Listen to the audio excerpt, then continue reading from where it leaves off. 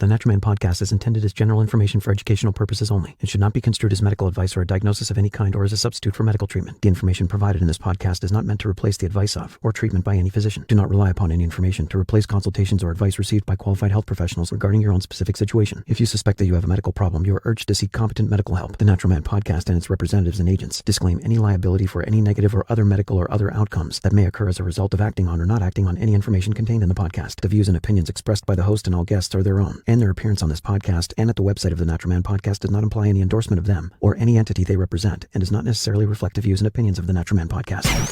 This is the Natural Man podcast. Welcome back to another episode. This is the Natural Man podcast, and I am your host, Mike C. This is an exploration of holistic health, wellness, and strategies to best optimize our bodies and our overall well-being. Today, we're going to talk about nutritional supplements. It's important to know that not all nutritional supplements are created equal. And as consumers, we need to be made aware of what goes on behind the scenes in the supplement world. Our guest today can help us navigate through some of the realities of the nutritional supplement industry. And I'm pleased to say he's a returning guest. He's been in the nutritional supplement game for many years now and probably the most knowledgeable person I know in this field. He's the vice president of Ameo Life, a company specializing in a wide range of professional-grade nutritional supplements. And you might remember him from last night. His name is Doug Godkin. Doug, thanks so much for being here again. It's just great to see you back. We had a lot of fun talking last time, and I'm excited to dive in today. Hey, Mike, thanks for having me back. It's great to be here.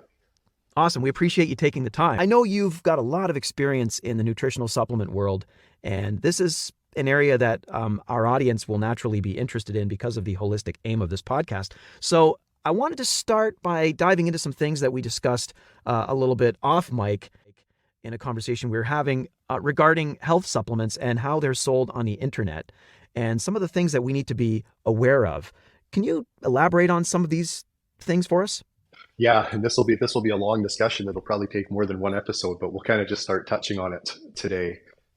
Sure. We're talking about this more because it comes out of frustration than anything else, because I hate seeing people spend money on something that doesn't have a good chance at helping them from a health standpoint. And I see a lot of people being deceived, let's say, in a lot of the supplements that they're buying online nowadays. And I think it's important that we try to help wake people up the best we can and ensure, one, that they're spending their hard-earned dollars on something that has an opportunity to work, and two, that the formulation of these products is in a way that it is going to work. When we look at health supplements, and I mean, there's so many of them on the market.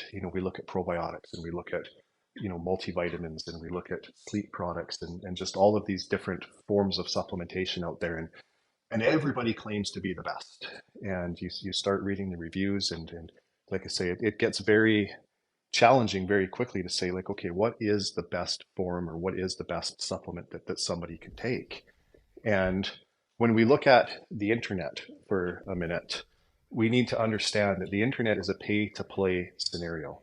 When somebody searches, let's just say for a probiotic, for instance, you go onto Google and type in best probiotic, most effective probiotic, or whatever the term is that you're looking for, best probiotic for digestive system. Mm-hmm. You're gonna get pages and pages, and you'll probably see there's 10,000 pages of probiotic supplements. And why did that first page of Google, why did those products show up there? Well, they're not showing up there because they're the best. And even though a lot of the reviews that you'll see on page one of Google are saying, 10 top 10 kind of sites, I guess the first thing that I can say just coming out of this is, if you land on a website that's top 10 best of anything, whether it's car stereos, health supplements, home electronics, cell phones, the first thing to think about is those top 10 review sites are actually getting paid, or they're an affiliate website that's making money every time somebody clicks on a product. So they're not top 10 because they're actually a top 10 product. They're top 10 because it's somebody wanting to put that information in front of you to make a commission on selling that product. So there's a lot that we need to sort of look through in all of the noise on this, because like I say, everybody's trying to pay, and especially Google and Facebook and Instagram and all of these different places where you can buy an audience, let's say, to see your product and then tell a story, to see through the noise. Is this all making sense, or am I going in too many directions on you here? No, you're definitely making sense, and I think that's very interesting. And it's probably a fact that the entire internet operates in that same realm, no matter, like you say, whatever product you're looking for. It's not just in the supplement world. This can create such a overwhelming result when people are running these searches online. So what are some things people can look for to know if they're buying a superior or inferior product? Because some of these supplements are pricey. They are. And yeah, They and I are. mean, I'm fortunate enough to have many friends in the functional medicine field that have helped me find the supplements that I use and take advantage of for my own wellness. If I didn't have some of those insights, I might have bought an inferior product myself. So what can the layman look for when they're trying to find an optimal product? The first thing to do is look past the hype, look past the doctor recommended, look past the fancy label, and try to divide sort of that piece of it out for a minute and pretend it doesn't exist. And the most important thing that somebody can do and should do with any form of supplementation is actually, if you're on a website, for instance, you go to the product page, forget about the homepage of the website, go to the product page that you're looking for, and actually you'll normally see in the product images at the top of that product page, they'll have images of the supplement facts panel. And if you're in a health food store, then you can do this by hand. But if you're on the internet, truly look at the supplement facts panel. Every time that you see a supplement facts panel, and that's the little panel on the back of a bottle that tells you what the ingredients are. Right. So there's two pieces of information here that are highly important. And this is just a quick down and dirty vetting out, if this product has potential to be good for you, or one that you should consider taking advantage of. So on the supplement facts panel in the top section, you're going to see the active ingredients. Let's say, if that product has turmeric in it, or inulin, or vitamin C, vitamin D, that's where you'll see that in the top section. But what I always try to educate people on is actually look at the section below that where it says other ingredients or non-medical ingredients.